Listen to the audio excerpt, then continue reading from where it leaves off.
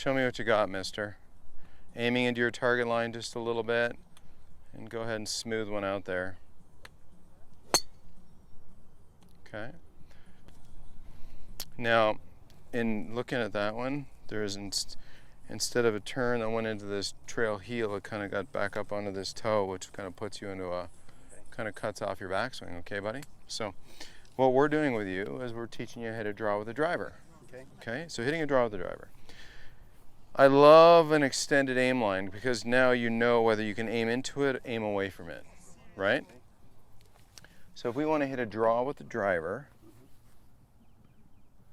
the easiest way, certainly when you get older than 50, you're qualified for that, aren't you? Unfortunately, okay, I'm older than that as well. Now on that hole we measured yesterday at the golf school, on the 4th hole, your body lines were way to the right. Pretty tough to have a path to hit a draw, isn't it? Certainly as we get older, I want to have you aiming into your target line a little bit, because aiming into your target line is going to make it easier for the club to swing what everybody says is inside out. All I'm doing is shifting myself so my swing circle can start to, have this potential to friction the ball back to where I want it, right? So we're aiming into our target line a little bit. As I make contact, we'll see my lefty draw goes, okay? So what do we get there? A nice high loopy draw? Yeah, so I mean maybe a bit excessive, but you'd love to hit a high tumbling draw like that. So the first thing is we got to make sure that when we look down the target line, we don't open our shoulders and aim them way away from the target line, because now it's going to be hard not to cut across it, agreed? Okay, so you're going to hit a perfect draw for me. I know you are.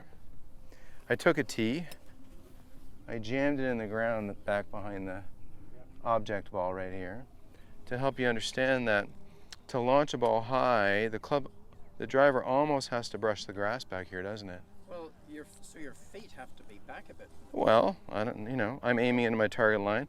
The golf ball's still sort of forward within my stance, right? But think about it, my chest isn't square to the target anymore because I'm aiming into it a little bit, aren't I? So when I aim into it, I have a chance of my club catching the ball from the inside out relative to my target line. If I get the face on the ball at all, the face will grab the skin on the ball and make it draw for us. So come on in here. Show me a nice big turn. Aim into your target line a little bit. That's it. That looks awesome. Okay, good. Now do me a favor. Rather than just take those swings that go and stop here, and stop here, and stop here, how about let all that carry on. Let your eyes release, let your body release. Aim into your target line. There you go. Good, now that was perfect. Go ahead and collect one there. Aiming into your line a little bit, I love it.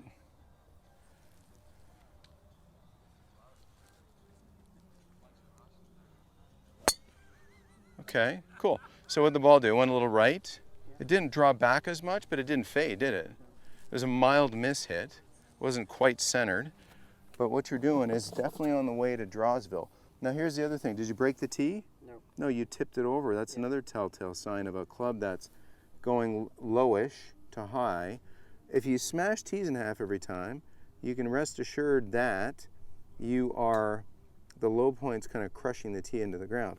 If the plane decides to almost land and rises up again, gets called off the landing, that's how a great drive is.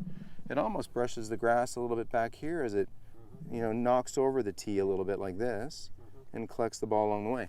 Show me one more. Show me that practice swing where you let your follow through continue.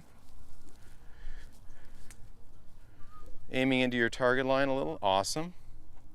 Show me. So for the right-handed golfer, it would look a little different. The right-handed golfer would be aiming a little off to the right, aiming into the line. The left-handed golfer is aiming to the left, aiming into the line. Show me.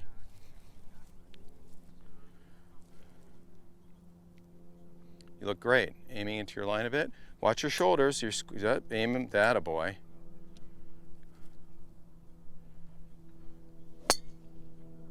Okay.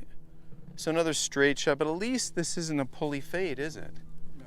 It's a straightish shot with some force on it, not where the club's wiping across. No. Now the ball's traveling too low, it's not getting high enough, which basically means that the club isn't getting close enough to this tee that we stuck on the ground here as an example of how we can nip it. Give me one more. Nice high tee for you. Perfect.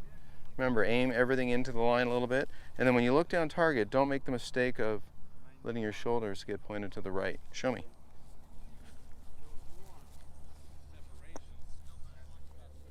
There you go. One more follow through. Let your eyes go. Let everything. There you go. Aiming into your line. Nice freewheeling smash.